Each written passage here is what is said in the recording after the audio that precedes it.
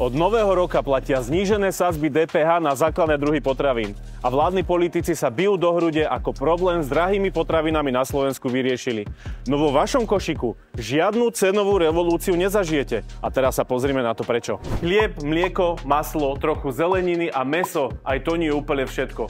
Problém základných potravín je ten, že ich je vybraných príliš málo. A tak zníženú DPH z 10 na 5% takmer nepocítite. Veď medzi ne nepatria ani také slepačie vajcia. Tie patria medzi ostatné potraviny, ktorých je drvivá väčšina.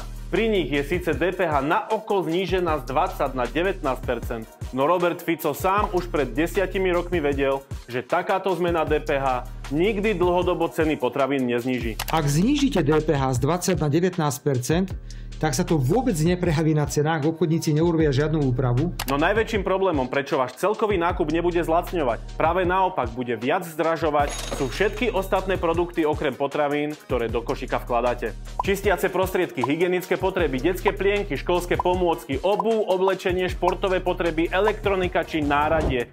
Na všetko, na čo si spomeniete, vláda zvýšila DPH rekordne z 20 až na 23%.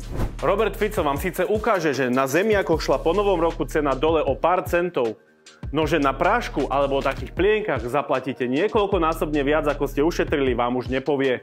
A to potvrdzujú aj prvé zverejnené nákupy. Pri ostatných produktoch, v našom prípade hygiene, ceny rástli. Pri prácom prášku o takmer 30 centov. Ficovej drahote sa bohužiaľ nevyhneme.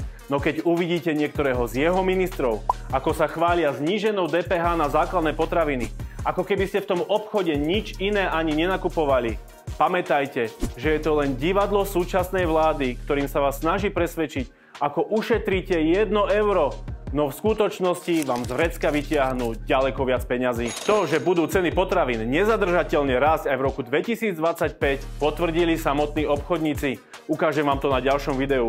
Sledujte ma, zdieľajte, lajkujte a budete vedieť viac.